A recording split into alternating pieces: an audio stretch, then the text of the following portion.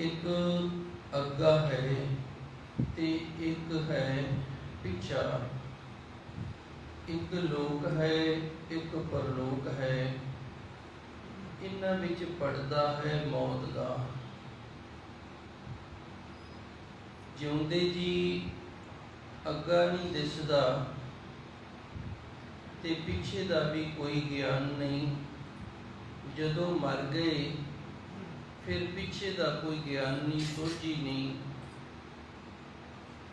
ये मौत दा पड़दा बनिया होया है, इस नूं मौत दी कला आख दिंदे हन।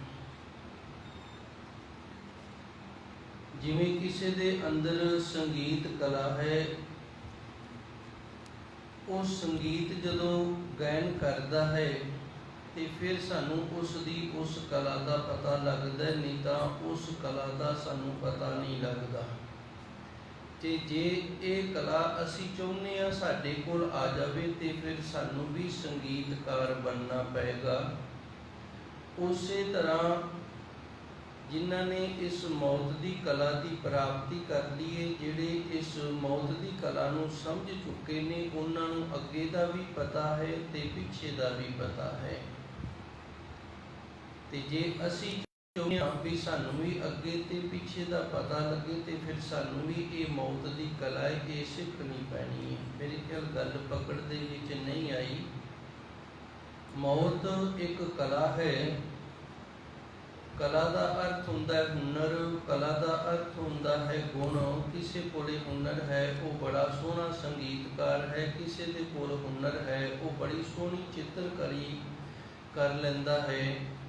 इसे तरह किसी दे कोले होर कोई कला है, होर हुनर है, गुण है, उस दे करके वो प्रसिद्ध है, पर वो मनुख दे शरीर दे अंदर दिसदा नहीं। चित्रकार है, इहदे शरीर दे अंदर चित्र नहीं दिसेगा जदों तक ये चित्रकारी नहीं बनाएगा। जदों चित्रकारी बनांदा है ते वो चित्र कला जिहड़ी ये जिहड़ा हुनर है ये फिर उस चित्र दे विच प्रगट हुंदा है, ना कि मनुख दे विच। शायद मैनूं गल बनानी नहीं आई। हर एक मनुख दे विच कोई ना कोई कला है ते कला दा अर्थ हुंदा है गुण, कला दा अर्थ हुंदा है हुनर। एक डॉक्टर है वो तुरिया जांदा है, असीं उहनूं जाणदे नहीं है डॉक्टर, ते साडे लई वो साडे वर्गा ही है। जदों वो दसदा है भी मैं एक डॉक्टर हाँ ते साडे कोल किहड़ा सबूत है भी हाँ ये डॉक्टर है, ते ना ही उहदे कोल कोई सबूत है वो साडे सामने पेश कर सके भी हाँ ये डॉक्टर है। ते फिर ये कला जिहड़ी जदों वो दवाइयां बूटियां दे नाल साडा इलाज करदा है ते फिर सानूं पता लगदा भी हाँ ये तां डॉक्टर सी, वाकई इहदे कोल ये कला है, ये हुनर है। हुण जे असी आखिए ते भई इहदी तरह असी भी डॉक्टर बनना, तो फिर जितनी उसने मेहनत की है उतनी मेहनत सानू करनी पैगी। इस तरह मौत भी एक कला है।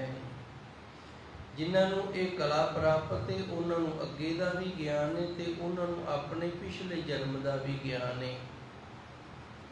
तो कला कदों प्रगट होती है जदों वो कोई इस तरह की सानू वार्तालाप, इस तरह का सानू अगे पिछे का ज्ञान देंदे ने। जिवें धन गुरबाणी के अंदर गुरु महाराज जी ने सानू ज्ञान दिता है, पूर्व लिखे का लिखिया पाइए।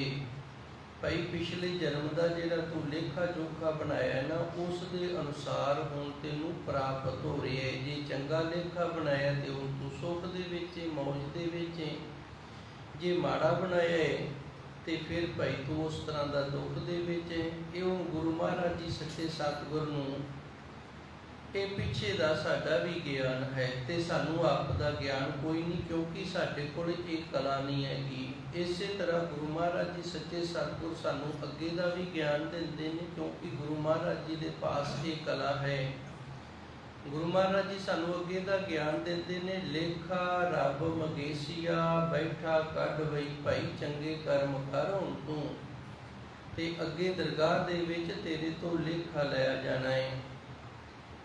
ਇਹ ਸਰੀਰ ਤੋਂ ਉਪਰੰਤ ਅੱਗੇ ਸਾਨੂੰ ਕਿਸ ਤਰ੍ਹਾਂ ਦਾ ਜੀਵਨ ਮਿਲਦਾ ਹੈ, ਇਹ ਵੀ ਸਾਨੂੰ ਗੁਰਬਾਣੀ ਦੱਸਦੀ ਏ। ਗੁਰਬਾਣੀ ਕਹਿੰਦੀ ਏ, ਅੰਤ ਬਾਰ ਜੋ ਲਸਮੀ ਸਿਮਰੇ, ਐਸੀ ਚਿੰਤਾ ਮੇ ਜੇ ਮਰੇ, ਸਰਪ ਜੋਨ ਵਲ ਵਲ ਅਵਤਰੇ, ਤੂੰ ਸੱਪ ਬਣੇਗਾ। ਤੂੰ ਸੱਪ ਬਣੇਗਾ, ਤੇਰਾ ਧਿਆਨ ਹੈ ਜਿਹੜਾ ਉਹ ਲక్ష్ਮੀ ਦੇ ਵਿੱਚ, ਲక్ష్ਮੀ ਆਖਦੇ ਨੇ ਮਾਇਆ ਨੂੰ। ਅੰਤ ਬਾਰ ਜੋ ਲక్ష్ਮੀ ਸਿਮਰੇ, ਤੇਰਾ ਅੰਤ ਮਾਇਆ ਮਾਇਆ ਕਰਦੇ ਦਾ ਹੋ ਗਿਆ ਨਾ, ਤੂੰ ਮਾਇਆ ਮਾਇਆ ਕਰਦਾ ਮਰ ਗਿਆ ਤੇ ਫਿਰ ਤੂੰ ਸੱਪ ਬਣੇਗਾ। ਅੰਤ ਬਾਰ ਜੋ ਮੰਦਰ ਸਿਮਰੇ, ਐਸੀ ਚਿੰਤਾ ਮੇ ਜੀ ਮਰੇ, ਪ੍ਰੇਤ ਜੋਨ, ਤੂੰ ਭੂਤ ਬਣੇਗਾ। ਕਿਉਂ ਭੂਤ ਬਣੇਗਾ? ਤੂੰ ਘਰ ਮੇਰਾ ਘਰ ਕਰਦਾ ਮਰ ਗਿਆ, ਤੇ ਇਹ ਮੇਰਾ ਜਿਹੜਾ ਘਰ ਨੂੰ ਕਰਦਾ ਮਰ ਗਿਆ, ਇਸ ਦੀ ਵਜ੍ਹਾ ਦੇ ਨਾਲ ਤੂੰ ਪ੍ਰੇਤ ਬਣ ਗਿਆ। ਇਹ ਹੁਣ ਗੁਰੂ ਮਹਾਰਾਜ ਜੀ ਸੱਚੇ ਸਤਿਗੁਰ ਕਿਰਪਾ ਕਰਦੇ ਨੇ, ਸਾਨੂੰ ਅੱਗਾ ਵੀ ਤੇ ਪਿੱਛਾ ਵੀ ਜਿਹੜਾ ਨਾ ਉਹ ਦੱਸਦੇ ਨੇ। ਇਸ ਤਰ੍ਹਾਂ ਦੇ ਗੁਰਬਾਣੀ ਦੇ ਅੰਦਰ 1 2 4 ਨਹੀਂ ਬੜੇ ਦ੍ਰਿਸ਼ਟਾਂਤ ਮਿਲਦੇ ਨੇ। ਬਸੰਤ ਦੀ ਵਾਰੀ 3 ਪੌੜੀਆਂ ਨੇ ਇਸ ਦੀਆਂ, ਤੇ ਜਦੋਂ ਬਸੰਤ ਰੁੱਤ ਸ਼ੁਰੂ ਹੋ ਜਾਂਦੀ ਹੈ ਉਦੋਂ ਰਾਗੀ ਸਿੰਘ ਇਹਦਾ ਕੀਰਤਨ ਸ਼ੁਰੂ ਕਰ ਲੈਂਦੇ ਨੇ। ਜਦੋਂ ਤੱਕ ਬਸੰਤ ਰੁੱਤ ਦੀ ਸਮਾਪਤੀ ਨਹੀਂ ਹੁੰਦੀ, ਪੂਰੀ ਨਹੀਂ ਹੁੰਦੀ, ਉਦੋਂ ਤੱਕ ਹਰ ਰੋਜ਼ ਦਰਬਾਰ ਸਾਹਿਬ ਦੇ ਅੰਦਰ ਇਹ ਸ਼ਬਦ ਦਾ, ਇਸ ਵਾਰ ਦਾ ਕੀਰਤਨ ਕੀਤਾ ਜਾਂਦਾ ਹੈ। ਤੇ ਜਿਹੜੇ ਗੁਰੂ ਸਵਾਰੇ ਗੁਰਮੁਖ ਪਿਆਰੇ ਸੋਝੀ ਵਾਲੇ ਨੇ, ਉਹ ਵੀ ਫਿਰ ਬਸੰਤ ਦੀ ਵਾਰ ਦਾ ਨਿਤਨੇਮ ਕਰਦੇ ਨੇ। ਇਸ ਦੀ ਪੌੜੀ ਦੇ ਅੰਦਰ ਧੰਨ ਗੁਰੂ ਅਰਜਨ ਦੇਵ ਜੀ ਸੱਚੇ ਸਤਿਗੁਰ ਦਰਜ ਕਰਦੇ ਨੇ, ਕਿੱਥੋਂ ਉਪਜੇ ਕਹਿ ਰਹੇ ਕਹਿ ਮਾਂ ਸਮਾਵੇ। ਕਿੱਥੋਂ ਆਇਆ ਤੂੰ? ਪੈਦਾ ਤਾਂ ਹੋ ਗਏ, ਜਨਮ ਲੈ ਲਿਆ, ਪਰ ਆਇਆ ਕਿੱਥੋਂ? ਕਿੱਥੋਂ ਉਪਜੇ ਕਹਿ ਰਹੇ ਕਹਿ ਮਾਂ ਸਮਾਵੇ। ਉਦੋਂ ਪਹਿਲੋਂ ਕਿੱਥੇ ਸੀ ਤੇ ਮਰ ਕੇ ਕਿੱਥੇ ਜਾ ਕੇ ਸਮਾਵੇਗਾ? ਕਿੱਥੋਂ ਉਪਜੇ ਕਹਿ ਰਹੇ, ਤੂੰ ਪੈਦਾ ਕਿੱਥੋਂ ਹੋਇਆ ਹੈ, ਕਿਹੜੀ ਜੂਨ ਚੋਂ ਪੈਦਾ ਹੋਇਆ, ਤੇ ਉਸ ਤੋਂ ਪਹਿਲੋਂ ਤੂੰ ਕਿਵੇਂ ਰਹਿੰਦਾ ਸੀ, ਕਿਸ ਤਰ੍ਹਾਂ ਦਾ ਤੇਰਾ ਜੀਵਨ ਸੀ, ਕਿਹੜੀ ਜੂਨ ਸੀ, ਤੇ ਅੱਗੇ ਤੂੰ ਕਿਹੜੀ ਜੂਨ ਦੇ ਵਿੱਚ ਜਾ ਕੇ ਪਵੇਂਗਾ। ਕਿੱਥੋਂ ਉਪਜੇ ਕਹਿ ਰਹੇ ਕਹਿ ਮਾਂ ਸਮਾਵੇ, ਜੀ ਜੰਤ ਸਭ ਖਸਮ ਕੇ ਕੌਣ ਕੀਮਤ ਪਾਵੇ। ਇਹ ਕੀਮਤ ਜਿਹੜੀ ਭਾਵ ਇਸ ਗੱਲ ਦਾ ਕਿਸੇ ਨੂੰ ਪਤਾ ਨਹੀਂ ਲੱਗਦਾ, ਤੇ ਫਿਰ ਪਤਾ ਕਿਹਨੂੰ ਲੱਗਦਾ ਹੈ? ਧੰਨ ਗੁਰੂ ਮਹਾਰਾਜ ਜੀ ਰਹਿਮਤ ਕਰਦੇ ਨੇ, ਕਿੱਥੋਂ ਉਪਜੇ ਕਹਿ ਰਹੇ ਕਹਿ ਮਾਂ ਸਮਾਵੇ, ਜੀ ਜਨ ਸਭ ਕਸਮ ਕੇ ਕੌਣ ਕੀਮਤ ਪਾਵੇ। ਕਹਿਨ ਧਿਆਨ ਸੁਣ ਸੇ, ਇਹਨਾਂ ਨੂੰ ਪਤਾ ਲੱਗਦਾ ਹੈ। ਕਹਿਨ ਧਿਆਨ ਸੁਣ ਸੇ ਭਗਤ ਸੁਹਾਵੇ, ਇਹਨਾਂ ਭਗਤਾਂ ਨੂੰ ਪਤਾ ਲੱਗਦਾ ਹੈ ਵੀ ਅਸੀਂ ਪਿਛਲੇ ਜਨਮ ਦੇ ਵਿੱਚ, ਪਿਛਲੀ ਜੂਨ ਦੇ ਵਿੱਚ ਕਿੱਥੋਂ ਆਏ ਹਾਂ। ਬਹੁਤ ਜਨਮ ਪਿਛਲੇ ਤੇ ਮਾਧੋ, ਹੁਣ ਇਹ ਪਿਛਲਾ ਗਿਆਨ ਹੈ ਨਾ, ਧੰਨ ਗੁਰਬਾਣੀ ਦੇ ਅੰਦਰ ਭਗਤ ਜੀ ਦਰਜ ਕਰਦੇ ਨੇ, ਬਹੁਤ ਜਨਮ ਪਿਛਲੇ ਥੇ ਮਾਧੋ, ਇਹ ਜਨਮ ਤੁਮਾਰੇ ਲੇਖੇ ਹੁਣ ਨਹੀਂ ਵਿਛੜਨਾ। ਪਿਛਲੇ ਕਿੰਨੇ ਜਨਮ ਹੀ ਅਸੀਂ ਤੇਰੇ ਨਾਲੋਂ ਵਿਛੜੇ ਰਹੇ ਹਾਂ, ਸਾਡੇ ਕੋਲ ਪੂਰਨ ਰੂਪ ਦੇ ਵਿੱਚ ਬੰਦਗੀ ਸਿਮਰਨ ਨਹੀਂ ਹੋਇਆ, ਤੇਰੀ ਪ੍ਰਾਪਤੀ ਨਹੀਂ ਹੋਈ, ਇਸ ਕਰਕੇ ਤੇਰੇ ਨਾਲੋਂ ਵਿਛੋੜਾ ਬਣਿਆ ਰਹੇ। ਅਬ ਕੀ ਬਾਰ ਬਖਸ਼ ਬੰਦੇ ਕੋ, ਹੁਣ ਤੂੰ ਕਿਰਪਾ ਕਰ ਸਾਨੂੰ ਬਖਸ਼ ਲਾ। ਬੋਰ ਨਾ ਭਵਜਲ ਫੇਰਾ, ਤੇ ਸਾਡਾ ਫਿਰ ਦੁਬਾਰਾ ਭਵਜਲ ਦੇ ਵਿੱਚ ਫੇਰਾ ਨਾ ਪਵੇ।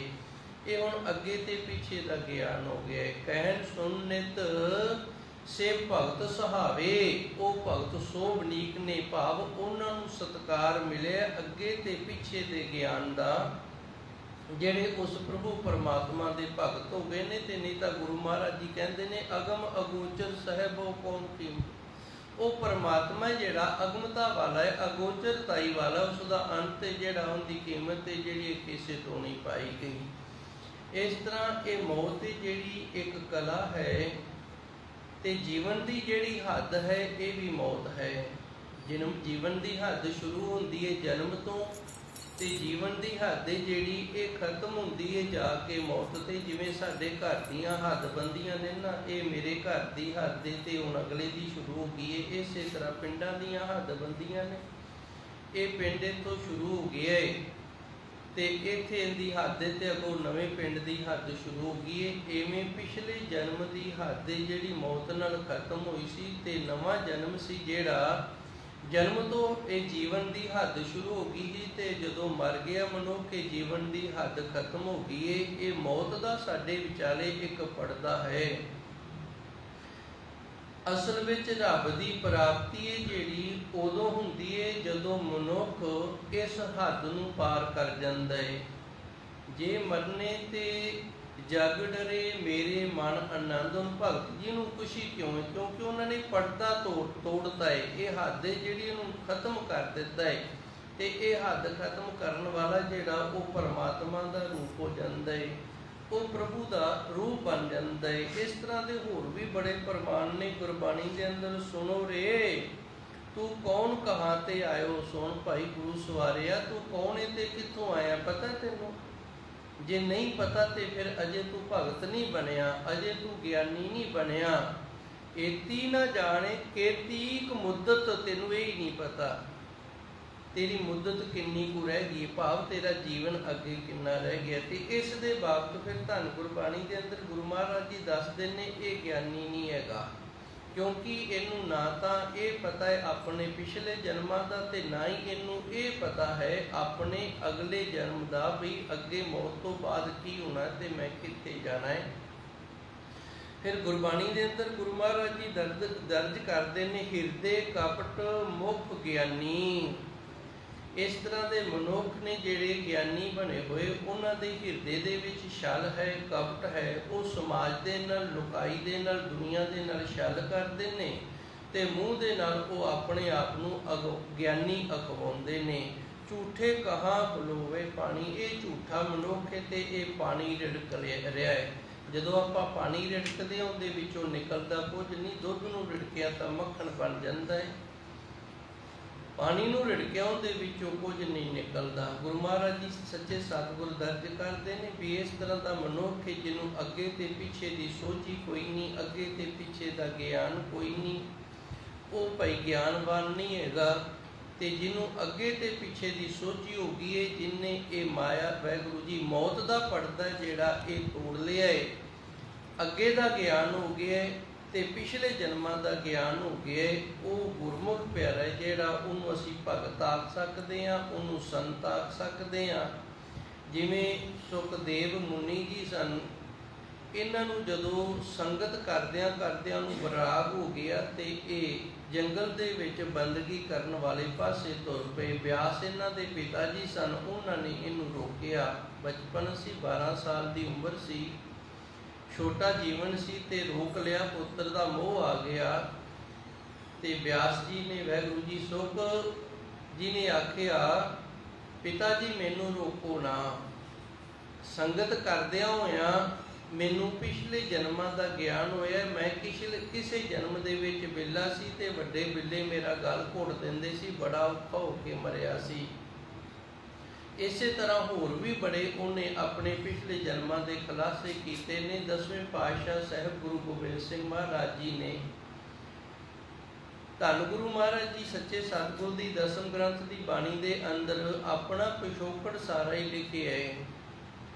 ਇਸ ਤਰ੍ਹਾਂ ਜਿਨ੍ਹਾਂ ਨੂੰ ਗਿਆਨ ਹੋ ਗਿਆ, ਜਿਨ੍ਹਾਂ ਨੂੰ ਸੋਝੀ ਹੋ ਗਈ ਹੈ, ਉਹ ਫਿਰ ਆਪਣਾ ਅੱਗਾ ਤੇ ਪਿੱਛਾ ਦੱਸਦੇ ਨੇ। ਤੇ ਅੱਜ ਦੇ ਪਾਵਨ ਸ਼ਬਦ ਦੇ ਅੰਦਰ ਧੰਨ ਗੁਰੂ ਮਹਾਰਾਜ ਜੀ ਸੱਚੇ ਸਤਿਗੁਰ ਗੁਰ ਅਰਜਨ ਦੇਵ ਜੀ ਵੀ ਸਾਨੂੰ ਇਹ ਦੱਸਦੇ ਨੇ, ਆਗੇ ਪਾਸ਼ੇ ਕੁਸ਼ਲ ਭਇਆ। ਸਾਡਾ ਜਿਹੜਾ ਹੁਣ ਅੱਗਾ ਹੈ ਨਾ, ਇਹ ਵੀ ਸਵਰ ਗਿਆ। ਤੇ ਅੱਗਾ ਜਿਹੜਾ ਹੈ ਇਹਨੂੰ ਆਪਾਂ ਪਰਲੋਕ ਆਖ ਦਿੰਦੇ ਹਾਂ, ਭਾਵ ਮੌਤ ਤੋਂ ਅੱਗੇ ਦਾ ਜੀਵਨ। ਤੇ ਪਾਸ਼ਾ ਜਿਹੜਾ ਇਹ ਜਨਮ ਤੋਂ ਪਿੱਛੇ ਦਾ ਜਿਹੜਾ ਜੀਵਨ ਹੈ। ਜਨਮ ਤੋਂ ਪਿੱਛੇ ਜਿਹੜੇ ਮਨੁੱਖ ਨੇ ਗੁਨਾਹ ਕੀਤੇ ਹੁੰਦੇ ਨੇ, ਜਦੋਂ ਉਹ ਸਾਰੇ ਧੋਤੇ ਜਾਂਦੇ ਨੇ, ਜਨਮਾਂ ਜਨਮਾਂਤਰਾਂ ਦੀ ਮੈਲ ਲੈ ਜਾਂਦੀ ਹੈ, ਜਨਮਾਂ ਜਨਮਾਂਤਰਾਂ ਦੇ ਪਾਪ ਲੈ ਜਾਂਦੇ ਨੇ, ਤੇ ਫਿਰ ਕੁਸਲ ਪਿੱਛੇ ਵੀ ਹੋ ਗਈ ਹੈ। ਅੱਗੇ ਜਦੋਂ ਪਿੱਛੇ ਕੁਸਲ ਹੋ ਗਈ ਹੈ ਤੇ ਫਿਰ ਅੱਗਾ ਜਿਹੜਾ ਇਹ ਵੀ ਸਬਰ ਜਾਂਦਾ ਹੈ। ਆਗੇ ਪਾਸ਼ੇ ਕੁਸਲ ਭਇਆ। ਇਸ ਤਰ੍ਹਾਂ ਧੰਨ ਗੁਰੂ ਜੀ ਸਾਨੂੰ ਦੱਸਦੇ ਨੇ, ਜਿਹੜੇ ਗੁਰੂ ਸਵਾਰੇ ਬੰਦਗੀ ਦੇ ਨਾਲ, ਸਿਮਰਨ ਦੇ ਨਾਲ, ਸੇਵਾ ਦੇ ਨਾਲ ਆਪਣਾ ਅੱਗਾ ਤੇ ਪਿੱਛਾ ਸਵਾਰ ਲੈਂਦੇ ਨੇ। ਭਾਵ ਜਿਨ੍ਹਾਂ ਨੂੰ ਇਹ ਕਲਾ ਆ ਗਈ ਹੈ, ਜਿਨ੍ਹਾਂ ਨੂੰ ਮਰਨਾ ਆ ਗਿਆ, ਜਿਨ੍ਹਾਂ ਨੇ ਮੌਤ ਵਾਲਾ ਪਰਦਾ ਜਿਹੜਾ ਇਹ ਤੋੜ ਲਿਆ, ਉਹਨਾਂ ਦੀ ਇਹ ਅਵਸਥਾ ਪ੍ਰਾਪਤ ਹੋ ਜਾਂਦੀ ਹੈ ਜੀ। ਗੁਰ ਪੂਰੈ ਪੂਰੀ ਸਭ ਰਾਖੀ, ਪਾਰ ਬ੍ਰਹਮ ਪ੍ਰਭ ਕੀਨੀ ਮਾਇਆ। ਇਹ ਜਿਹੜਾ ਮਨੁੱਖਾ ਜੀਵਨ ਨੇ, ਇਸ ਜੀਵਨ ਦੇ ਵਿੱਚ ਜੇ ਪਰਿਪੂਰਨ ਗੁਰੂ ਦੀ ਪ੍ਰਾਪਤੀ ਹੋ ਜਾਵੇ ਤੇ ਗੁਰਸਿੱਖ ਜਿਹੜਾ ਗੁਰੂ ਦੇ ਅਨੁਸਾਰ ਬੰਦਗੀ ਸਿਮਰਨ ਦੇ ਵਿੱਚ ਲੱਗ ਜਾਵੇ ਤੇ ਫਿਰ ਇਹਨੂੰ ਇਹ ਅਵਸਥਾ ਪ੍ਰਾਪਤ ਹੁੰਦੀ ਹੈ। ਗੁਰ ਪੂਰੈ ਪੂਰੀ ਸਭ ਰਾਖੀ। ਪੂਰਾ ਗੁਰੂ ਹੈ ਜਿਹੜਾ ਉਹ ਪੂਰਨ ਤੌਰ ਦੇ ਵਿੱਚ ਆਪਣੇ ਗੁਰਸਿੱਖ ਦੀ ਰੱਖਿਆ ਕਰਦਾ। ਜਿਹੜਾ ਵਿਚਾਰਾ ਆਪ ਹੀ ਅਧੂਰਾ ਹੈ, ਜਿਹਦੇ ਆਪ ਦੇ ਪੱਲੇ ਕੁਝ ਨਹੀਂ ਤੇ ਉਹ ਦੂਜੇ ਦੀ ਰੱਖਿਆ ਕੀ ਕਰੇਗਾ। ਜਿਹਨੂੰ ਆਪ ਰੱਖਿਆ ਦੀ ਲੋੜ ਹੈ, ਜਿਹੜਾ ਆਪ ਰੱਖਿਆ ਭਾਲਦਾ ਹੈ, ਉਹ ਦੂਜੇ ਦੀ ਕੀ ਕਰੇਗਾ। ਗੁਰ ਪੂਰੈ ਪੂਰੀ ਸਭ ਰਾਖੀ। ਸੱਚੇ ਸਤਿਗੁਰ ਕਿਰਪਾ ਕਰਦੇ ਨੇ, ਸਾਨੂੰ ਪਰਿਪੂਰਨ ਗੁਰੂ ਧੰਨ ਗੁਰੂ ਗ੍ਰੰਥ ਸਾਹਿਬ ਜੀ ਮਿਲ ਗਏ ਨੇ।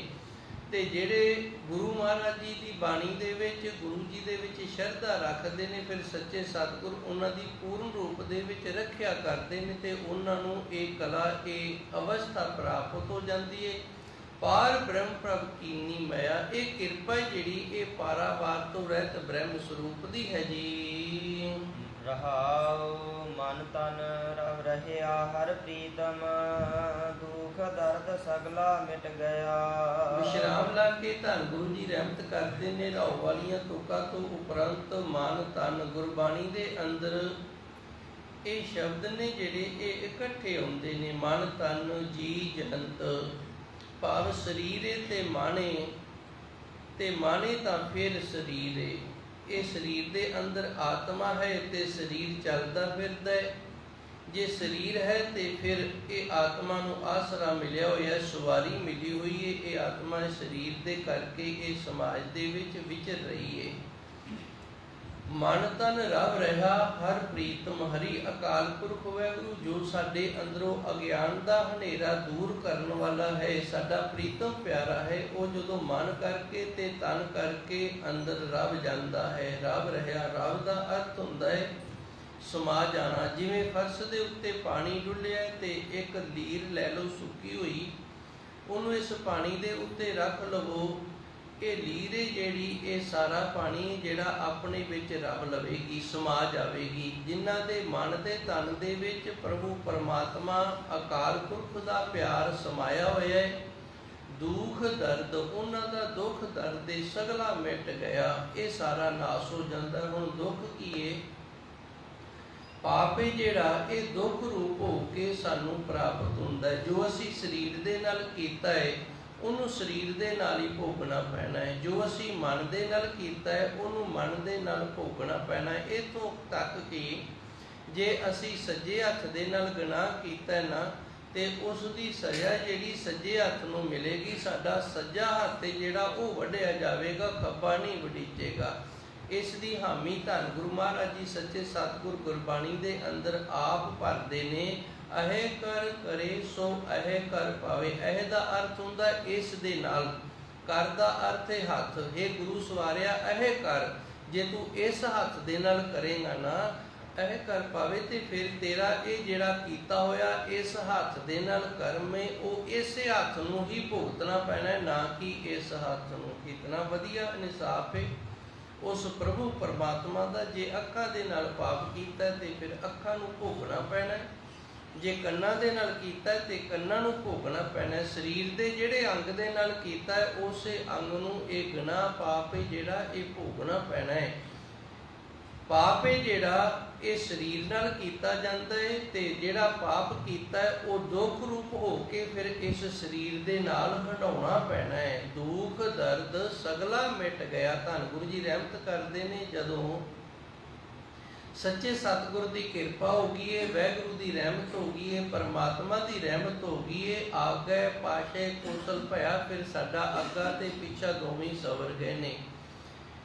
ਪਿੱਛੇ ਜਿਹੜਾ ਜਨਮਾਂ ਜਨਮਾਂਤਰਾਂ ਦੇ ਜਿਹੜੇ ਪਾਪ ਸਨ, ਗੁਨਾਹ ਸਨ, ਜਿਨ੍ਹਾਂ ਦੀ ਸਾਨੂੰ ਕੁਝ ਸਜ਼ਾ ਅਸੀਂ ਕਈਆਂ ਜਨਮਾਂ 'ਚ ਭੋਗ ਲਈਏ ਤੇ ਕੁਝ ਅਜੇ ਜਿਹੜੇ ਨੇ ਭੋਗਣ ਵਾਲੇ ਰਹਿੰਦੇ ਨੇ। ਫਿਰ ਵਿਦਵਾਨ ਇਸ ਤਰ੍ਹਾਂ ਕਹਿ ਦਿੰਦੇ ਨੇ ਕਰਮ ਨੇ ਜਿਹੜੇ ਇਹ ਤਿੰਨ ਨੇ, ਪ੍ਰਾਰਬਧ ਕਰਮ, ਸਿੰਚਤ ਕਰਮ ਤੇ ਕਿਰੇਮਾਨ ਕਰਮ। ਕਿਰੇਮਾਨ ਕਰਮ ਉਹ ਨੇ ਜਿਹੜੇ ਅਸੀਂ ਹੁਣ ਕਰ ਰਹੇ ਹਾਂ ਵਰਤਮਾਨ ਦੇ ਵਿੱਚ ਇਸ ਸਰੀਰ ਦੇ ਨਾਲ। ਸੰਚਿਤ ਕਰਮ ਉਹ ਨੇ ਜਿਹੜੇ ਕਰਮ ਨੇ ਜਿਹੜੇ ਜਿਨ੍ਹਾਂ ਨੂੰ ਅਸੀਂ ਇਕੱਠਿਆ ਕੀਤਾ ਹੋਇਆ ਹੈ, ਜਿਨ੍ਹਾਂ ਦੇ ਭੋਗਣ ਦੇ ਲਈ ਅਜੇ ਸਾਨੂੰ ਸਮਾਂ ਹੀ ਨਹੀਂ ਮਿਲਿਆ। ਇਤਨੇ ਘਿਨੌਣੇ ਪਾਪ ਨੇ, ਗੁਨਾਹ ਨੇ ਇਤਨੇ ਜ਼ਿਆਦਾ ਨੇ ਕਿ ਉਹਨਾਂ ਦੇ ਭੋਗਣ ਦੇ ਲਈ ਅਜੇ ਸਾਨੂੰ ਸਮਾਂ ਹੀ ਨਹੀਂ ਮਿਲਿਆ। ਤੇ ਪਿਛਲੇ ਜਨਮ ਦੇ ਜਿਹੜੇ ਗੁਨਾਹ ਨੇ ਉਹਨਾਂ ਨੂੰ ਪ੍ਰਾਰਬਧ ਕਹਿ ਦਿੰਦੇ ਨੇ। ਇਹ ਸਾਡੀ ਪ੍ਰਾਰਬਧ ਦੇ ਭਾਵ ਪਿੱਛੇ ਤੋਂ ਸਾਨੂੰ ਇਹ ਫਲ ਜਿਹੜਾ ਇਹ ਹੁਣ ਲੱਭ ਰਿਹਾ ਹੈ। ਪਿੱਛਾ ਹੁਣ ਜੇ ਮਾੜਾ ਸੀ ਤੇ ਮਾੜਾ ਫਲ ਲੱਭੇਗਾ, ਚੰਗਾ ਸੀ ਤੇ ਚੰਗਾ ਫਲ ਲੱਭੇਗਾ। ਜਦੋਂ ਗੁਰੂ ਤੇ ਦਰ ਤੇ ਆ ਜਾਈਏ, ਸੱਚੇ ਸਤਿਗੁਰ ਕਿਰਪਾ ਕਰਦੇ ਨੇ, ਰਹਿਮਤ ਕਰਦੇ ਨੇ, ਫਿਰ ਮਨੁੱਖ ਜਿਹੜਾ ਇਹਦੇ ਜਨਮਾਂ ਜਨਮਾਂਤਰਾਂ ਦੇ ਇਹ ਸਾਰੇ ਕਰਮ ਨੇ ਜਿਹੜੇ ਇਹ ਨਾਸ ਹੋ ਜਾਂਦੇ ਨੇ ਤੇ ਪਿੱਛਾ ਇਹਨਾਂ ਜਿਹੜਾ ਇਹ ਵੀ ਕੁਸ਼ਲ ਸੁਖ ਵਾਲਾ ਹੋ ਗਿਆ। ਕੁਸ਼ਲ ਮੰਗਲ ਦਾ ਅਰਥ ਹੁੰਦਾ ਸੁਖ ਸ਼ਾਂਤੀ ਭਇਆ ਆਗਾ। ਅੱਗਾ ਜਿਹੜਾ ਉਹ ਵੀ ਸੁਖ ਸ਼ਾਂਤੀ ਵਾਲਾ ਹੋ ਗਿਆ। ਹੁਣ ਅੱਗੇ ਦਾ ਡਰ ਵੀ ਨਹੀਂ ਰਿਹਾ ਵੀ ਅੱਗੇ ਕੋਈ ਜੂਨ ਮਿਲੇਗੀ ਤੇ ਕਰਮ ਭੋਗਣੇ ਪੈਣਗੇ ਜਾਂ ਜੋ ਨਰਕ ਸੁਰਗ ਇਸ ਤਰ੍ਹਾਂ ਦੇ ਜਨਮਾਂ ਵਾਹਿਗੁਰੂ ਜਮਾ ਆਦਿਕ ਤੇ ਜਿਹੜੇ ਦੁੱਖ ਨੇ ਇਹ ਭੋਗਣੇ ਪੈਣਗੇ, ਇਹ ਵੀ ਡਰ ਨਹੀਂ ਰਿਹਾ ਤੇ ਪਿੱਛੇ ਦਾ ਡਰ ਵੀ ਕੋਈ ਨਹੀਂ। ਗੁਰ ਪੂਰੇ ਪੂਰੀ ਸਭ ਰਾਖੀ, ਇਹ ਪਰਿਪੂਰਨ ਗੁਰੂ ਦੀ ਕਿਰਪਾ ਦੇ ਨਾਲ ਸਾਡੀ ਰੱਖਿਆ ਹੋ ਗਈ ਹੈ। ਗੁਰੂ ਨੇ ਸਾਨੂੰ ਬਚਾ ਲਿਆ। ਗੁਰੂ ਹੈ ਜਿਹੜਾ ਉਹ ਪਾਰਾਵਾਰ ਤੋਂ ਰਹਿਤ ਬ੍ਰਹਮ ਸਰੂਪ ਹੈ। ਉਹ ਆਪਣੀ ਕਿਰਪਾ ਜਦੋਂ ਕਰਦਾ, ਆਪਣੀ ਕਲਾ ਜਦੋਂ ਵਰਤਾਉਂਦਾ ਇਹਨਾਂ ਤੇ ਫਿਰ ਇਹ ਸਾਰੀਆਂ ਦਾਤਾਂ ਸਾਨੂੰ ਮਿਲਦੀਆਂ ਨੇ। ਜਦੋਂ ਦਾਤਾਂ ਮਿਲਦੀਆਂ ਨੇ, ਮਨ ਤਨ ਰਵ ਰਿਹਾ ਹਰ ਪ੍ਰੀਤਮ, ਫਿਰ ਉਹਦਾ ਪਿਆਰ ਸਾਡੇ ਅੰਦਰ ਪਨਪਦਾ ਹੈ, ਜਾਗਦਾ ਹੈ, ਪਿਆਰ ਵਾਲਾ ਬੂਟਾ ਲੱਗਦਾ ਹੈ ਤੇ ਉਹ ਸੱਚੇ ਸਤਿਗੁਰ ਸਾਡੇ ਸਰੀਰ ਦੇ ਅੰਦਰ ਤੇ ਮਨ ਦੇ ਅੰਦਰ ਸਮਾ ਜਾਂਦੇ ਨੇ। ਦੁੱਖ ਦਰਦ ਸਗਲਾ ਮਿਟ ਗਿਆ, ਫਿਰ ਸਾਰੇ ਪ੍ਰਕਾਰ ਦੇ ਦੁੱਖ ਦਰਦ ਨੇ ਜਿਹੜੇ ਇਹ ਨਾਸ ਹੋ ਜਾਂਦੇ ਹਨ ਜੀ। ਸ਼ਾਂਤ ਸਹਿਜ ਆਨੰਦ ਗੁਣ ਗਾਏ, ਦੂਤ ਦੁਸ਼ਟ ਸਭ ਹੋਏ ਖਿਆ। ਧੰਨ ਗੁਰੂ ਜੀ ਰਹਿਮਤ ਕਰਦੇ ਨੇ। ਸ਼ਾਂਤ ਮਨ ਦੇ ਵਿੱਚ ਸ਼ਾਂਤੀ ਆ ਗਈ ਹੈ ਤੇ ਸ਼ਾਂਤੀ ਉਦੋਂ ਆਉਂਦੀ ਹੈ ਜਦੋਂ ਮਨ ਜਿਹੜਾ ਇਹ ਸ਼ਾਂਤ ਹੋਵੇ, ਨਹੀਂ ਤਾਂ ਮਨੁੱਖ ਨੂੰ ਸ਼ਾਂਤੀ ਨਹੀਂ ਮਿਲਦੀ। ਤੇ ਹੁਣ ਮਨ ਜਿਹੜਾ ਇਹਦੀ ਤੜਪਣਾ, ਇਹਦਾ ਦੁੱਖ ਕੀ ਹੈ? ਮਨ ਦੁਆਰਾ ਅਗਰ ਅਸੀਂ ਕਿਸੇ ਨੂੰ ਦੁਖੀ ਕੀਤਾ ਨਾ ਤੇ ਫਿਰ ਉਹ ਦੁੱਖ ਜਿਹੜਾ ਉਹ ਸਾਨੂੰ ਮਨ ਦੇ ਨਾਲ ਹੀ ਭੋਗਣਾ ਪਏਗਾ। ਜੇ ਅਸੀਂ ਕਿਸੇ ਦਾ ਮਨ ਦੁਖੀ ਕੀਤਾ ਹੈ ਤੇ ਇਹ ਨਹੀਂ ਕਦੀ ਹੋ ਸਕਦਾ ਵੀ ਅਸੀਂ ਮਨ ਕਰਕੇ ਸੁਖੀ ਰਹਿ ਸਕੀਏ। ਹੋ ਸਕਦਾ ਅਸੀਂ ਸਰੀਰ ਕਰਕੇ ਸੁਖੀ ਹੋਈਏ, ਸਾਡਾ ਸਰੀਰ ਸੁੱਖ ਦੇ ਵਿੱਚ ਹੋਵੇ, ਸਰੀਰ ਨੂੰ ਹਰ ਪ੍ਰਕਾਰ ਦੀ ਜੋ ਸਮਾਜਿਕ ਸੁਵਿਧਾ ਉਹ ਮਿਲਦੀ ਹੋਵੇ ਤੇ ਮਨ ਜਿਹੜਾ ਉਹ ਫਿਰ ਵੀ ਦੁਖੀ ਹੋਵੇ, ਮਨ ਦੇ ਵਿੱਚ ਸ਼ਾਂਤੀ ਨਾ ਹੋਵੇ। ਜ਼ਰੂਰ ਕਿਸੇ ਮਨ ਨੂੰ ਨਾ ਅਸੀਂ ਆਪਣੇ ਮਨ ਦੇ ਨਾਲ ਦੁੱਖ ਦਿੱਤਾ। ਧੰਨ ਗੁਰੂ ਨਾਨਕ ਦੇਵ ਜੀ ਸੱਚੇ ਸਤਿਗੁਰੂ ਲਾਹੌਰ ਦੀ ਧਰਤੀ ਤੇ ਵਿਰਾਜਮਾਨ ਸਨ। ਸੱਚੇ ਸਤਿਗੁਰ ਸੰਸਾਰ ਦਾ ਭਲਾ ਕਰਨ ਵਾਸਤੇ ਆਗਮਨ ਕੀਤਾ ਹੈ ਤੇ ਇੱਥੇ ਦੂਨੀ ਚੰਦ ਨਾਮ ਦਾ ਇੱਕ ਸੇਠ ਸੀ। ਸੱਚੇ ਸਤਿਗੁਰ ਦੇ ਪਾਸ ਬਾਬਾ ਮਰਦਾਨਾ ਜੀ ਸਨ। ਉਹਨਾਂ ਨੇ ਬੇਨਤੀ ਕੀਤੀ, ਸੱਚੇ ਸਤਿਗੁਰ ਇਸ ਦੇ ਪਾਸ ਬੜਾ ਧਨ ਦੌਲਤ ਹੈ, ਇਹ ਤਾਂ ਬੜਾ ਸੁਖ ਆਨੰਦ ਦੇ ਵਿੱਚ ਰਹਿੰਦਾ। ਤੇ ਗੁਰੂ ਜੀ ਨੇ ਆਖਿਆ ਚੰਗਾ ਫਿਰ ਜਾ ਕੇ ਪੁੱਛਿਆ। ਜਦੋਂ ਦੂਨੀ ਚੰਦ ਨੂੰ ਜਾ ਕੇ ਪੁੱਛਿਆ ਤੇ ਇਹ ਕਲਪ ਉੱਠਿਆ ਅੰਦਰੋਂ, ਦੁਖੀਆਂ ਪੰਡਾਂ ਖੋਲੀਆਂ ਸੁਖ ਨਾ ਨਿਕਲੋ ਹੋਏ। ਜੇ ਕਿਸੇ ਦਾ ਅੰਦਰ ਦੁੱਖ ਦੀਆਂ ਪੰਡਾਂ ਦੇ ਨਾਲ ਭਰਿਆ ਹੋਇਆ ਨਾ, ਜੇ ਕੋਈ ਦੁੱਖ ਦੀਆਂ ਪੰਡਾਂ ਚੁੱਕੀ ਬੈਠਾ ਤੇ ਫਿਰ ਇਹ ਪੰਡ ਨੂੰ ਖੋਲਣ ਦਾ ਜਿਹੜਾ ਤਰੀਕਾ ਹੈ ਨਾ, ਇਹ ਬੜਾ ਸੁਖੈਨ ਨੇ। ਤੁਸੀਂ ਆਪਣੇ ਇੱਕ ਦੋ ਦੁੱਖ ਦੱਸ ਦਿਓ ਤੇ ਅਗਲਾ ਸਾਰੇ ਦੇ ਸਾਰੇ ਦੁੱਖ ਨੇ ਜਿਹੜੇ ਉਹ ਪੰਡ ਖੋਲ ਕੇ ਅੱਗੇ ਢੇਰੀ ਕਰ ਦੇਵੇਗਾ। ਸਾਰਾ ਸੰਸਾਰ ਹੈ ਜਿਹੜਾ ਇਹ ਦੁੱਖ ਦੀਆਂ ਪੰਡਾਂ ਚੁੱਕੀ ਬੈਠਾ ਹੈ। ਕੋਈ ਗੁਰੂ ਸਵਾਰਾ ਹੈ ਜਿਸ ਦੇ ਅੰਦਰ ਸ਼ਾਂਤੀ ਬਣੀ ਹੋਵੇ।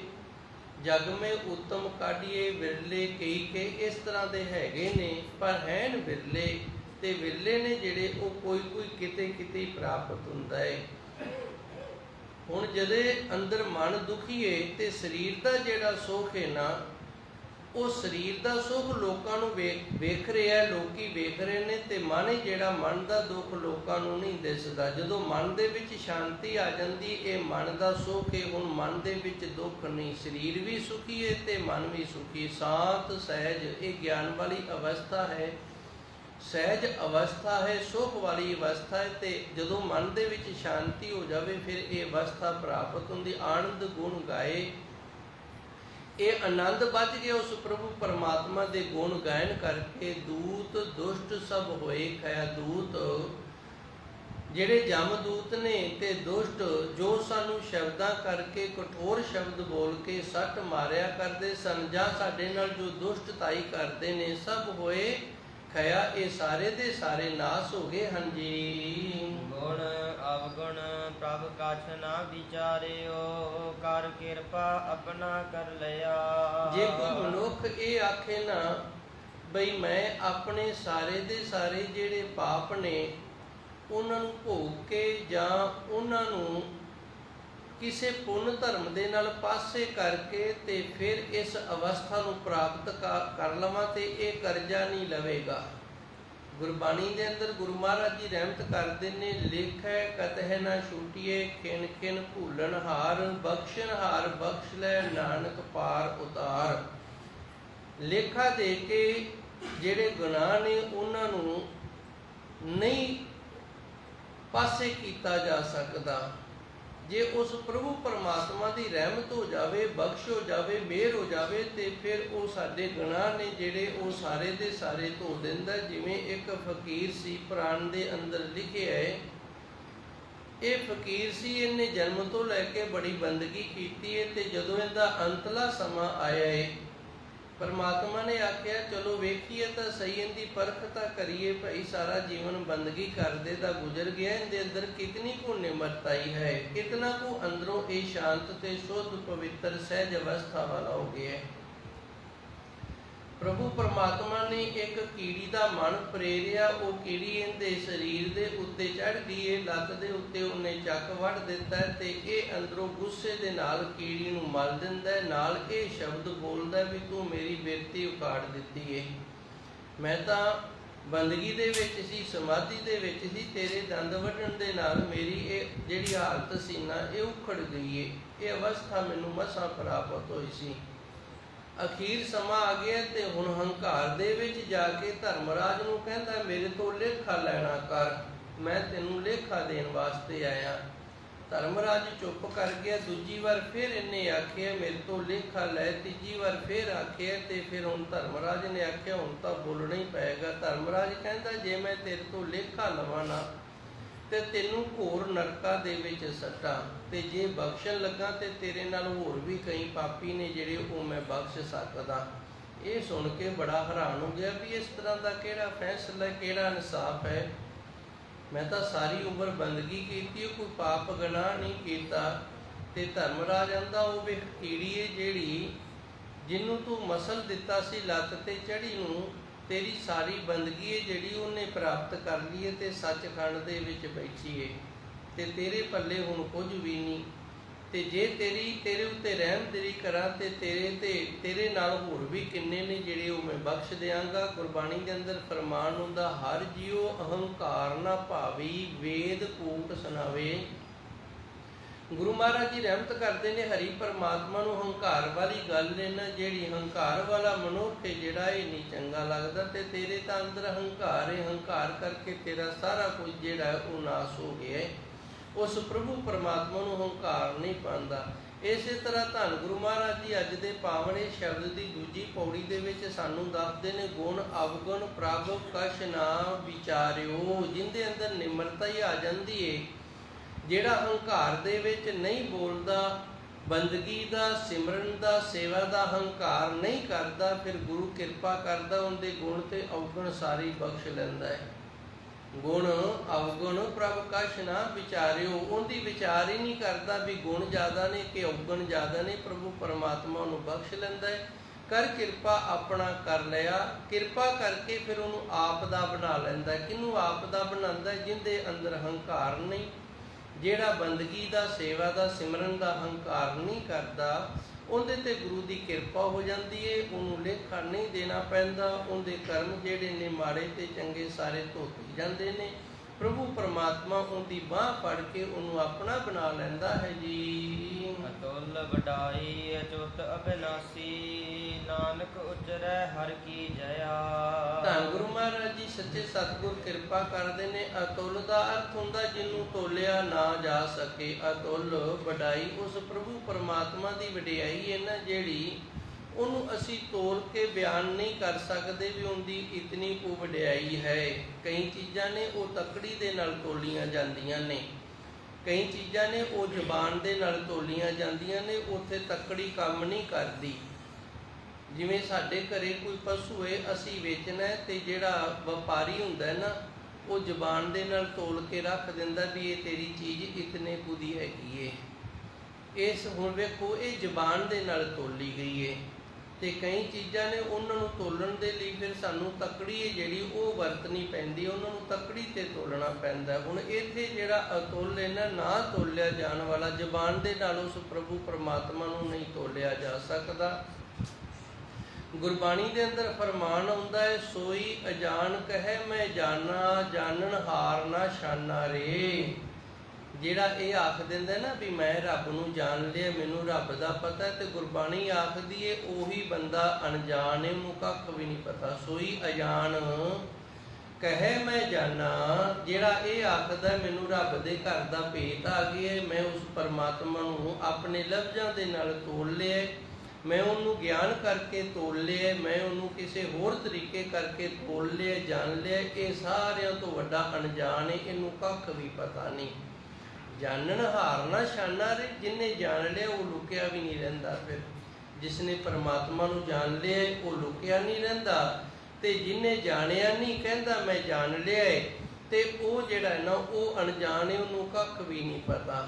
ਸੋ ਗੁਰੂ ਮਹਾਰਾਜ ਜੀ ਰਹਿਮਤ ਕਰਦੇ ਨੇ, ਅਤੁੱਲ ਵਡਾਈ ਉਸ ਪ੍ਰਭੂ ਪਰਮਾਤਮਾ ਦੀ ਜਿਹੜੀ ਵਡਿਆਈ ਏ, ਇਸ ਜ਼ੁਬਾਨ ਦੇ ਨਾਲ ਤੋਲ ਕੇ ਬਿਆਨ ਨਹੀਂ ਕੀਤੀ ਜਾ ਸਕਦੀ, ਉਹਦਾ ਅੰਤ ਨਹੀਂ ਪਾਇਆ ਜਾ ਸਕਦਾ। ਅਜੋਤ ਦਾ ਅਰਥ ਹੁੰਦਾ ਹੈ ਅਡੋਲ। ਉਹ ਪ੍ਰਭੂ ਪਰਮਾਤਮਾ ਅਡੋਲ ਹੈ। ਜਿਵੇਂ ਅਸੀਂ ਡੋਲ ਜਾਂਦੇ ਹਾਂ, ਕਿਸੇ ਚੰਗੀ ਚੀਜ਼ ਨੂੰ ਖਾਣ ਵਾਲੀ ਨੂੰ ਵੇਖ ਲਿਆ ਤੇ ਸਾਡੇ ਮੂੰਹ ਦੇ ਵਿੱਚੋਂ ਲਾਲਾਂ ਚੱਲ ਪੈਂਦੀਆਂ ਨੇ ਵੀ ਛੇਤੀ ਕਿਤੇ ਮੂੰਹ ਦੇ ਵਿੱਚ ਪੈ ਜਾਵੇ ਤੇ ਚੰਗੀ ਗੱਲ ਹੈ। ਇਹ ਹੁਣ ਅਸੀਂ ਡੋਲ ਗਏ ਹਾਂ ਖਾਣ ਵਾਲੀ ਚੀਜ਼ ਨੂੰ। ਇਸ ਤਰ੍ਹਾਂ ਵੇਖਣ ਵਾਲੀ, ਸੁਣਨ ਵਾਲੀ ਇਹ ਚੀਜ਼ਾਂ ਨੇ ਜਿਹੜੀਆਂ ਇਹ ਸਾਨੂੰ ਡਾਵਾਂ ਡੋਲ ਕਰ ਦਿੰਦੀਆਂ ਨੇ, ਸਾਨੂੰ ਹਿਲਾ ਕੇ ਰੱਖ ਦਿੰਦੀਆਂ ਨੇ। ਉਹ ਪ੍ਰਭੂ ਪਰਮਾਤਮਾ ਤੇ ਇਹਨਾਂ ਚੀਜ਼ਾਂ ਦਾ ਅਸਰ ਨਹੀਂ ਹੁੰਦਾ। ਅਬਨਾਸੀ ਦਾ ਅਰਥ ਹੈ ਨਾਸ ਤੋਂ ਰਹਿਤ, ਉਹਨੂੰ ਨਾਸ ਕਰਨ ਵਾਲਾ ਵੀ ਕੋਈ ਨਹੀਂ। ਅਸੀਂ ਨਾਸ ਹੋ ਜਾਂਦੇ ਹਾਂ। ਸਾਨੂੰ ਬਚਪਨਾ ਸੀ, ਬਚਪਨੇ ਨੂੰ ਨਾਸ ਕਰ ਦਿੱਤਾ ਜਵਾਨੀ ਨੇ, ਤੇ ਜਵਾਨੀ ਦਾ ਨਾਸ ਕਰ ਦਿੱਤਾ ਬੁਢੇਪੇ ਨੇ। ਹੁਣ ਬੁਢੇਪਾ ਆ ਗਿਆ ਤੇ ਇਹਦਾ ਨਾਸ ਮੌਤ ਨੇ ਕਰ ਦੇਣਾ ਹੈ, ਤੇ ਮੌਤ ਹੈ ਜਿਹੜੀ ਉਹਦਾ ਨਾਸ ਫਿਰ ਅੱਗੋਂ ਨਵਾਂ ਜਨਮ ਹੈ ਜਿਹੜਾ ਉਹਨੇ ਕਰ ਦੇਣਾ ਹੈ। ਇਸੇ ਤਰ੍ਹਾਂ ਇਹ ਅਸੀਂ ਨਾਸ ਹੁੰਦੇ ਆਏ ਹਾਂ ਤੇ ਨਾਸ ਹੁੰਦੇ ਰਹਿਣਾ ਉਦੋਂ ਤੱਕ ਜਦੋਂ ਤੱਕ ਅਸੀਂ ਅਬਨਾਸੀ ਦੇ ਨਾਲ ਨਹੀਂ ਜੁੜਦੇ। ਜਦੋਂ ਅਸੀਂ ਅਬਨਾਸੀ ਦੇ ਨਾਲ ਜੁੜ ਗਏ ਨਾ, ਫਿਰ ਨਾਸ ਤੋਂ ਰਹਿਤ ਹੋ ਜਾਵਾਂਗੇ, ਫਿਰ ਸਾਨੂੰ ਮੌਤ ਵੀ ਨਾਸ ਨਹੀਂ ਕਰ ਸਕਦੀ। ਸੋ ਸੱਚੇ ਸਤਿਗੁਰ ਕਿਰਪਾ ਕਰਦੇ ਨੇ। ਅਤੁੱਲ ਵਡਾਈ ਉਸ ਪ੍ਰਭੂ ਪਰਮਾਤਮਾ ਦੀ ਜਿਹੜੀ ਵਡਿਆਈ ਹੈ, ਇਹਨੂੰ ਨਾਪ ਤੋਲ ਕੇ ਨਾ ਤਾਂ ਵੇਖੋ ਸਮੇਂ ਦੇ ਵਿੱਚ ਵੀ ਅਸੀਂ ਘੰਟਾ ਵਡਿਆਈ ਕਰ ਦਈਏ ਤੇ ਬਸ ਵਡਿਆਈ ਪੂਰੀ ਹੋ ਗਈ, ਨਹੀਂ। ਇਹ ਸਾਡੀਆਂ ਮਜਬੂਰੀਆਂ ਨੇ। ਇਤਨਾ ਕੁ ਸਮਾਂ ਅਸੀਂ ਲਾ ਸਕਦੇ ਹਾਂ, ਇਸ ਤੋਂ ਜ਼ਿਆਦਾ ਸਾਡੇ ਕੋਲ ਲਫਾਜ਼ ਨਹੀਂ, ਸਾਡੇ ਕੋਲ ਵਿਚਾਰਾਂ ਨਹੀਂ ਹੈਗੀਆਂ, ਪਰ ਉਹਦੀ ਵਡਿਆਈ ਦਾ ਅੰਤ ਕੋਈ ਨਹੀਂ। ਉਹ ਡੋਲਦਾ ਵੀ ਨਹੀਂ ਤੇ ਨਾਸ ਤੋਂ ਵੀ ਰਹਿਤ ਹੈ। ਨਾਨਕ ਉਚਰੇ ਹਰ ਕੀ ਜਇਆ। ਗੁਰੂ ਮਹਾਰਾਜ ਜੀ ਰਹਿਮਤ ਕਰਦੇ ਨੇ। ਫਿਰ ਅਸੀਂ ਕੀ ਕਰਦੇ ਹਾਂ? ਅਸੀਂ ਧੰਨ ਆਖ ਦਿੰਦੇ ਹਾਂ ਵੀ ਤੂੰ ਧੰਨ ਨੇ। ਜਇਆ ਦਾ ਅਰਥ ਹੈ ਜੈ ਜੈਕਾਰ। ਹੇ ਸੱਚੇ ਸਤਿਗੁਰੂ ਜੀ, ਅਸੀਂ ਤਾਂ ਆਪ ਦੀ ਜੈ ਜੈਕਾਰ ਹੀ ਕਰਨ ਵਾਲੇ ਹਾਂ। ਆਪ ਨਾਸ ਤੋਂ ਰਹਿਤ ਹੋ, ਡੋਲਣ ਤੋਂ ਰਹਿਤ ਹੋ ਤੇ ਤੋਲਣ ਤੋਂ ਰਹਿਤ ਹੋ ਜੀ। ਬਿਲਾਵਲ ਮਹੱਲਾ ਪੰਜਵਾ। ਬਿਨ ਭੈ ਭਗਤੀ ਤਰਨ ਕੈਸੇ। ਪਾਵਨ ਸ਼ਬਦ ਦੇ ਅੰਦਰ ਧੰਨ ਗੁਰੂ ਅਰਜਨ ਦੇਵ ਜੀ ਰਹਿਮਤ ਕਰਦੇ ਨੇ। ਬਿਨਾ ਭੈ ਭਗਤੀ। ਇਹ ਭਗਤੀ ਹੈ ਜਿਹੜੀ 9 ਪ੍ਰਕਾਰ ਦੀ, ਇਹਨੂੰ ਨਵ ਦਾ ਭਗਤੀ ਆਖਿਆ। ਅੱਜ ਥੋੜਾ ਜਿਹਾ ਸਮਾਂ ਪਹਿਲੇ ਸ਼ਬਦ ਤੇ ਜ਼ਿਆਦਾ ਲੱਗ ਗਿਆ ਹੈ। ਗੁਰੂ ਕਿਰਪਾ ਕਰੇਗਾ ਫਿਰ ਕਿਸੇ ਦਿਨ ਇਹ ਜਿਹੜੀ 9 ਪ੍ਰਕਾਰ ਦੀ ਭਗਤੀ ਹੈ, ਪ੍ਰੇਮਾ ਭਗਤੀ, ਦਾਸਾ ਭਗਤੀ, ਸੇਵਕ ਭਗਤੀ ਤੇ ਭੈ ਵਾਲੀ ਭਗਤੀ, ਭਉ ਵਾਲੀ ਭਗਤੀ, ਭਾਵਨਾ ਵਾਲੀ ਭਗਤੀ, ਇਹ 9 ਪ੍ਰਕਾਰ ਦੀ ਭਗਤੀ। ਇਹਦਾ ਸਾਰੇ ਦਾ ਗੁਰੂ ਮਹਾਰਾਜ ਜੀ ਆਪ ਸੇਵਾ ਲੈ ਲੈਣਗੇ। ਬਿਨ ਭੈ ਭਗਤੀ ਤਰਨ ਕੈਸੇ। ਜਦੋਂ ਤੱਕ ਮਨੁੱਖ ਦੇ ਅੰਦਰ ਭੈਤਾ ਵਾਲੀ ਭਗਤੀ ਨਾ ਹੋਵੇ, ਉਦੋਂ ਤੱਕ ਉਹਦਾ ਤਰਨਾ ਨਾ ਜਿਹੜਾ ਇਹ ਬੜਾ ਮੁਸ਼ਕਲ ਹੈ, ਉਹ ਤਰ ਨਹੀਂ ਸਕਦਾ। ਜੇ ਸਾਡੇ ਅੰਦਰ ਡਰ ਹੀ ਨਹੀਂ, ਬੱਚਾ ਉਹਨੂੰ ਪਿਓ ਦਾ ਡਰ ਹੀ ਕੋਈ ਨਹੀਂ, ਤੇ ਉਹ ਫਿਰ ਮਰਜ਼ੀ ਦੇ ਨਾਲ ਸਕੂਲ ਜਾਏਗਾ, ਮਰਜ਼ੀ ਦੇ ਨਾਲ ਸਾਰੇ ਕੰਮ ਕਰੇਗਾ। ਤੇ ਜੇ ਉਹਨੂੰ ਆਪਣੇ ਪਿਓ ਦੀ ਸ਼ਰਮ ਹੈਗੀ ਹੈ, ਪਿਓ ਦਾ ਡਰ ਹੈਗਾ, ਤੇ ਫਿਰ ਉਹ ਨਿਯਮ ਦੇ ਵਿੱਚ ਬੱਝਾ ਰਹੇਗਾ, ਸਮੇਂ ਸਿਰ ਸਾਰੇ ਕੰਮ ਕਰੇਗਾ। ਇਸੇ ਤਰ੍ਹਾਂ ਜੇ ਸਾਡੇ ਅੰਦਰ ਗੁਰੂ ਦਾ ਡਰ ਹੈ ਨਾ, ਤੇ ਫਿਰ ਅਸੀਂ ਗੁਰੂ ਦੀ ਮਰਿਆਦਾ ਦੇ ਵਿੱਚ ਰਹਿੰਦੇ ਹਾਂ। 5 ਕਕਾਰ ਅਸੀਂ ਸਰੀਰ ਦੇ ਨਾਲੋਂ ਵਿਸਰ ਨਹੀਂ ਦਿੰਦੇ, ਸਰੀਰ ਦਾ ਅੰਗ ਸਮਝ ਕੇ ਰੱਖਦੇ ਹਾਂ।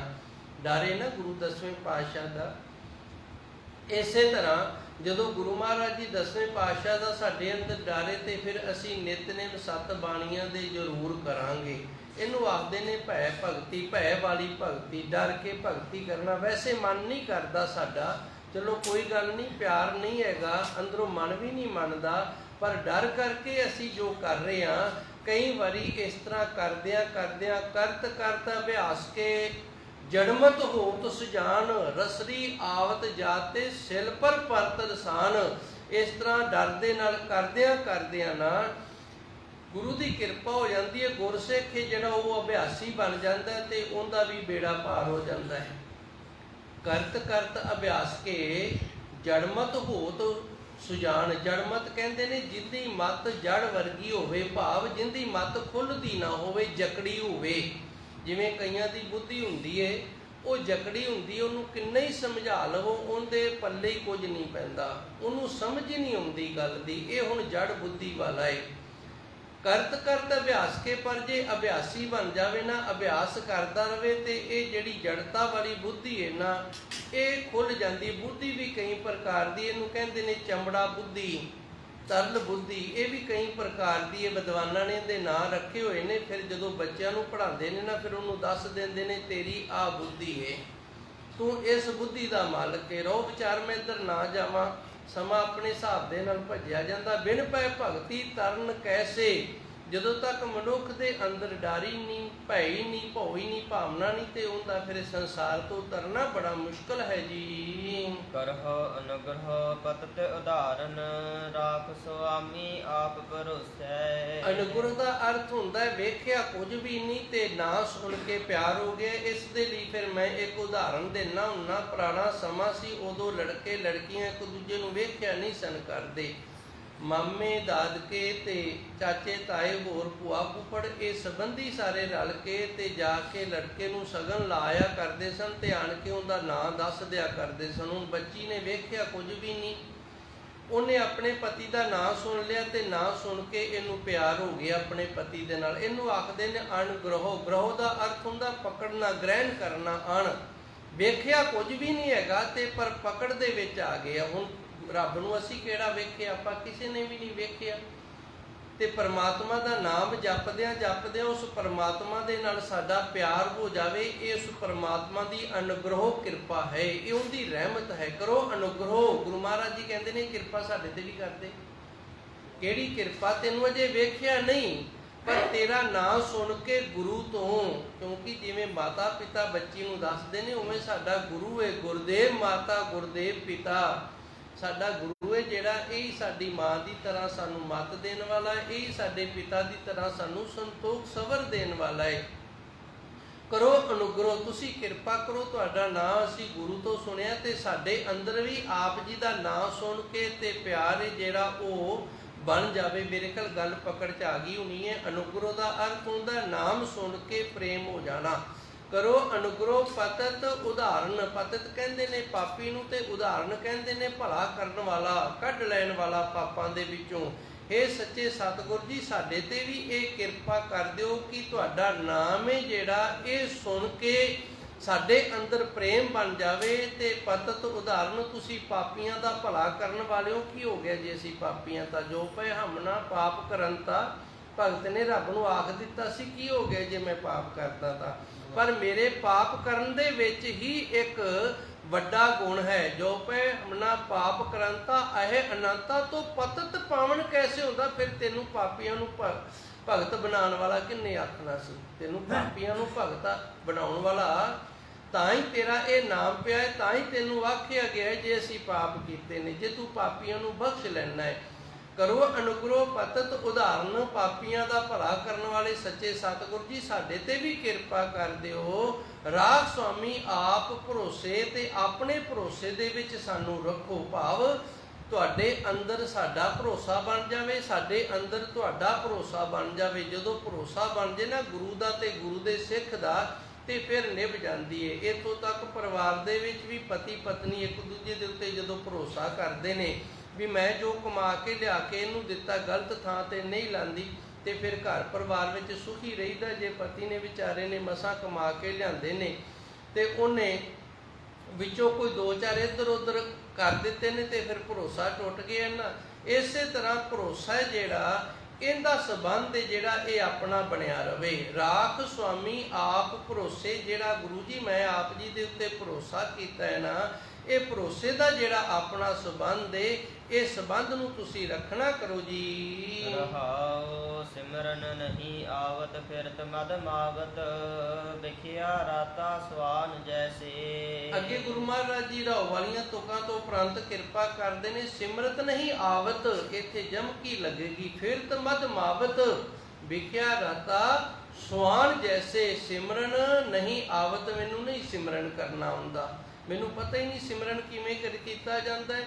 ਫਿਰਤ ਮਦ ਮਾਵਤ, ਮਦ ਕਹਿੰਦੇ ਨੇ ਨਸ਼ੇ ਨੂੰ, ਤੇ ਮਾਵਤ ਦਾ ਅਰਥ ਹੈ ਮੈਂ ਵਾਲਾ, ਮੈਂ ਵੱਤ, ਮੈਂ ਹੰਕਾਰ ਵਾਲੇ ਨਸ਼ੇ ਦੇ ਵਿੱਚ ਫਿਰਦਾ, ਮੈਨੂੰ ਸਿਮਰਨ ਕਰਨਾ ਕੋਈ ਨਹੀਂ ਆਉਂਦਾ। ਵਿਖਿਆ ਰਾਤਾ ਸਵਾਨ ਜੈਸੇ, ਜਿਵੇਂ ਕੁੱਤਾ ਹੁੰਦਾ ਹੈ ਨਾ, ਸਵਾਨ ਦਾ ਅਰਥ ਹੁੰਦਾ ਕੁੱਤਾ, ਜਿਵੇਂ ਕੁੱਤਾ ਵਕਾਰਾਂ ਦੇ ਵਿੱਚ ਵਿਸ਼ਿਆਂ ਦੇ ਵਿੱਚ ਰੰਗਿਆ ਹੋਇਆ, ਉਸੇ ਤਰ੍ਹਾਂ ਮੈਂ ਵੀ ਇਸ ਤਰ੍ਹਾਂ ਦਾ ਜੀਵਨ ਜਿਉ ਰਿਹਾ ਹਾਂ ਜੀ। ਔਦ ਬਿਹਾਵਤ ਅਦਕ ਮਹਾਵਤ ਪਾਪ ਕਮਾਵਤ ਬੁੱਢੇ ਐਸੇ। ਔਦ ਬਿਹਾਵਤ ਦਾ ਅਰਥ ਹੈ ਉਮਰ ਗੁਜ਼ਰਦੀ ਜਾ ਰਹੀ ਏ। ਅਧਿਕ ਮੁਹਾਵਤ ਇਹ ਹਿੰਦੀ ਦਾ ਸ਼ਬਦ ਹੈ, ਇਹਨੂੰ ਅਧਿਕ ਹੀ ਬੋਲਿਆ ਜਾਏਗਾ। ਜਿਹੜੀ ਲੈਂਗੁਏਜ ਦਾ ਜਿਹੜਾ ਸ਼ਬਦ ਹੈ ਉਹਨੂੰ ਉਸੇ ਵਿੱਚ ਹੀ ਬੋਲਿਆ ਜਾਂਦਾ, ਤਾਂ ਹੀ ਤਾਂ ਆਪਾਂ ਸੰਥਿਆ ਕਰਾਉਂਦੇ ਆ। ਅਦਕ ਦਾ ਅਰਥ ਹੈ ਅਦਕ ਜਿਹੜੀ ਅੱਖਰ ਦੇ ਉੱਤੇ ਲੱਗਦੀ ਏ ਤੇ ਜੋ ਅੱਧੇ ਅੱਖਰ ਦਾ ਸਾਨੂੰ ਗਿਆਨ ਦਿੰਦੀ, ਉਹਨੂੰ ਅਦਕ ਆਖਦੇ ਨੇ। ਅਧਿਕ ਜਿਹੜਾ ਇਹ ਹਿੰਦੀ ਦਾ ਸ਼ਬਦ ਹੈ, ਹਿੰਦੀ ਦੇ ਵਿੱਚ ਅਧਿਕ ਕਹਿੰਦੇ ਨੇ ਜ਼ਿਆਦੇ ਨੂੰ। ਔਦ ਬਿਹਾਵਤ, ਸਾਡੀ ਉਮਰ ਗੁਜ਼ਰ ਰਹੀ ਹੈ, ਅਧਿਕ ਮੁਹਾਵਤ, ਤੇ ਮੋਹ ਜਿਹੜਾ ਉਹ ਹੋਰ ਵੱਧ ਰਿਹਾ। ਜਿੰਨੇ ਜਿੰਨੇ ਬੁੱਢੇ ਹੁੰਦੇ ਜਾਂਦੇ ਆ, ਜਿਵੇਂ ਜਿਵੇਂ ਉਮਰ ਵੱਧਦੀ ਜਾਂਦੀ, ਉਵੇਂ ਮੋਹ ਵੀ ਨਾਲ ਵੱਧਦਾ ਜਾਂਦਾ ਹੈ। ਤੇ ਜਦੋਂ ਮੋਹ ਵੱਧਦਾ ਜਾਂਦਾ, ਪਾਪ ਕਮਾਵਤ, ਉਵੇਂ ਉਵੇਂ ਅਸੀਂ ਪਾਪ ਫਿਰ ਜ਼ਿਆਦਾ ਕਮਾਉਂਦੇ ਆ। ਬੁੱਢੇ ਐਸੇ, ਇਸ ਤਰ੍ਹਾਂ ਅਸੀਂ ਡੁੱਬ ਗਏ ਹਾਂ ਜੀ। ਸਰਨ ਦੁਖ ਭੰਜਨ ਪੁਰਖ ਨਿਰੰਜਨ ਸਾਧੂ ਸੰਗਤ ਰਵਣ ਜੈਸੇ। ਇਹ ਸੱਚੇ ਸਤਿਗੁਰ ਜੀ, ਸਰਨ ਦੁਖ ਭੰਜਨ, ਤੂੰ ਦੁੱਖਾਂ ਦਾ ਨਾਸ ਕਰਨ ਵਾਲਾ ਹੈ, ਤੇਰੀ ਸਰਨ ਦੇ ਵਿੱਚ ਅਸੀਂ ਆ ਗਏ ਹਾਂ। ਪੁਰਖ ਨਿਰੰਜਨ, ਤੂੰ ਕਾਲਖ ਤੋਂ ਰਹਿਤ ਹੈ। ਸਾਧੂ ਸੰਗਤ ਰਵਣ ਜੈਸੇ, ਸਾਧੂ ਸੰਗਤ ਰਵਣ ਜੈਸੇ, ਜਿਵੇਂ ਤਿਵੇਂ ਕਰਕੇ। ਜੈਸੇ ਦਾ ਅਰਥ ਹੈ ਜਿਵੇਂ ਤੇਰੇ ਤੋਂ ਰੱਖਿਆ ਜਾਂਦਾ, ਜਿਵੇਂ ਤੇਰੇ ਤੋਂ ਕਿਰਪਾ ਕੀਤੀ ਜਾਂਦੀ ਹੈ, ਸਾਨੂੰ ਗੁਰੂ ਦੀ ਸੰਗਤ ਪ੍ਰਾਪਤ ਰਵੇ। ਸਾਧੂ ਸੰਗਤ ਰਵਣ ਦਾ ਅਰਥ ਹੁੰਦਾ ਮੈਂ ਆਉਂਦਾ ਰਵਾਂ, ਜੈਸੇ ਜਿਵੇਂ ਕਿਵੇਂ ਕਰਕੇ ਤੂੰ ਮੇਰੇ ਤੇ ਕਿਰਪਾ ਕਰ, ਰਹਿਮਤ ਕਰ, ਮੈਂ ਤੇਰੀ ਸੰਗਤ ਦੇ ਵਿੱਚ ਹਰ ਰੋਜ਼ ਆਉਂਦਾ ਰਵਾਂ। ਕਿਉਂਕਿ ਸਰਨ ਦੁੱਖ ਭੰਜਨ, ਜੇ ਮੈਂ ਤੇਰੀ ਸੰਗਤ ਦੀ ਸਰਨ ਲਵਾਂਗਾ ਤੇ ਤੂੰ ਦੁੱਖਾਂ ਦਾ ਨਾਸ ਕਰ ਦੇਂਗਾ। ਪੁਰਖ ਨਿਰੰਜਨ, ਤੂੰ ਕਾਲਖ ਤੋਂ ਰਹਿਤੇ ਤੇ ਤੇਰੀ ਸੰਗਤ ਕੀਤਿਆ ਫਿਰ ਕਾਲਖ ਲੈ ਜਾਂਦੀ ਹੈ ਜੀ। ਕੇਸਵ ਕਲੇਸ਼ ਨਾਸ ਅਗ ਖੰਡਨ ਨਾਨਕ ਜੀਵਤ ਦਰਸ ਦਿਸੇ। ਗੁਰਬਾਣੀ ਦੇ ਅੰਦਰ ਉਸ ਪ੍ਰਭੂ ਪਰਮਾਤਮਾ ਨੂੰ ਕੇਸਾਧਾਰੀ ਆਖਿਆ ਹੈ। ਕੇਸੋ ਗੋਪਾਲ ਪੰਡਤ ਸਦਿਓ, ਇੱਕ ਤਾਂ ਉੱਥੇ ਹੁੰਦਾ ਕੇਸਾਧਾਰੀ ਵਿਦਵਾਨ ਹੋਵੇ ਜਿਹਨੇ ਕੇਸ ਰੱਖੇ ਹੋਣ। ਧੰਨ ਗੁਰੂ ਅਮਰਦਾਸ ਜੀ ਨੇ ਆਖਿਆ ਸੀ, ਸਾਡੀ ਅੰਤਲੀ ਕਿਰਿਆ ਜਿਹੜੀ ਉਹ ਉਸ ਤੋਂ ਕਰਵਾਉਣੀ ਹੈ ਜਿਹੜਾ ਕੇਸਾਧਾਰੀ ਹੋਵੇ। ਤੇ ਭਗਤ ਕਬੀਰ ਜੀ ਨੇ ਵੀ ਆਪਣੇ ਸ਼ਲੋਕਾਂ ਦੇ ਵਿੱਚ ਦਰਜ ਕੀਤਾ, ਕੇਸੋ ਕੇਸੋ ਕੂਕੀਏ, ਉਸ ਪ੍ਰਭੂ ਪਰਮਾਤਮਾ ਨੂੰ ਜੋ ਕੇਸਾਧਾਰੀ ਹੈ ਉਹਨੂੰ ਯਾਦ ਕਰੀਏ। ਇੱਥੇ ਵੀ ਗੁਰੂ ਮਹਾਰਾਜ ਜੀ ਨੇ ਇਹ ਸ਼ਬਦ ਵਰਤਿਆ, ਕੇਸਵ ਕੇਸਵ ਕਲੇਸ਼ ਨਾਸ ਅਗ ਖੰਡਨ। ਕੇਸਵ, ਹੇ ਪ੍ਰਭੂ ਤੂੰ ਕੇਸਾਧਾਰੀ ਹੈ, ਕਲੇਸ਼ ਨਾਸ, ਤੇ ਕਲੇਸ਼ ਨੇ ਜਿਹੜੇ ਉਹਨਾਂ ਦਾ ਨਾਸ ਕਰਨ ਵਾਲਾ, ਉਹਨਾਂ ਨੂੰ ਦੂਰ ਕਰਨ ਵਾਲਾ ਹੈ। ਅਗ ਖੰਡਨ, ਅਗ ਕਹਿੰਦੇ ਨੇ ਪਾਪਾਂ ਨੂੰ, ਪਾਪਾਂ ਦਾ ਨਾਸ ਕਰਨ ਵਾਲਾ ਹੈ। ਨਾਨਕ ਧੰਨ ਗੁਰੂ ਰਹਿਮਤ ਕਰਦੇ ਨੇ, ਜੀਵਤ ਦਰਸ ਦਿਸੇ, ਤੂੰ ਕਿਰਪਾ ਕਰ ਜਿਉਂਦਿਆਂ ਜਿਉਂਦਿਆਂ ਇੱਕ ਵਾਰੀ ਦਰਸ਼ਨ ਸਾਨੂੰ ਜ਼ਰੂਰ ਦੇ ਦੇ। ਮੂਏ ਹੋਏ ਜੋ ਗਤ ਪਾਏ ਜਾਣੇ ਕੋਇਲਾ। ਭਗਤ ਨੂੰ ਆਖਿਆ ਸੀ ਨਾ ਪਰਮਾਤਮਾ ਨੇ, ਤੂੰ ਇਸ ਤਰ੍ਹਾਂ ਕਰ, ਸਰੀਰ ਛੱਡ ਜੇ ਤੇ ਫਿਰ ਮੇਰੇ ਵਿੱਚ ਸਮਾ ਜਾਵੀਂ। ਤੇ ਭਗਤ ਕਹਿੰਦਾ ਨਹੀਂ, ਮੈਂ ਨਹੀਂ ਮੰਨਦਾ ਇਸ ਗੱਲ ਨੂੰ। ਕਿਉਂ? ਫਿਰ ਕਿਹੜਾ ਕਿਸੇ ਨੂੰ ਪਤਾ ਲੱਗਣਾ ਵੀ ਮੈਂ ਮੁਕਤ ਹੋ ਗਿਆ? ਮੈਨੂੰ ਜਿਉਂਦੇ ਨੂੰ ਮੁਕਤ ਕਰ, ਤੂੰ ਜਿਉਂਦੇ ਨੂੰ ਦਰਸ਼ਨ ਦੇ, ਜਿਉਂਦੇ ਨੂੰ ਸਾਰੀ ਸੋਝੀ ਤੇ ਗਿਆਨ ਜਿਹੜਾ ਇਹ ਮੈਨੂੰ ਪ੍ਰਾਪਤ ਹੋਵੇ, ਤੇ ਫਿਰ ਮੈਂ ਇਹ ਸਰੀਰ ਛੱਡਾਂਗਾ। ਉਦੋਂ ਪਹਿਲੋਂ ਮੈਂ ਇਹ ਸਰੀਰ ਨਹੀਂ ਛੱਡਾਂਗਾ। ਸੋ ਧੰਨ ਗੁਰੂ ਮਹਾਰਾਜ ਜੀ ਸੱਚੇ ਸਤਿਗੁਰ ਦੀ ਪਾਵਨ ਬਾਣੀ ਦੇ ਵਿੱਚ ਗੁਰੂ ਮਹਾਰਾਜ ਜੀ ਨੇ ਕਿਰਪਾ ਕੀਤੀ ਹੈ, ਗਿਆਨ ਦੀ ਦਾਤ ਬਖਸ਼ਿਸ਼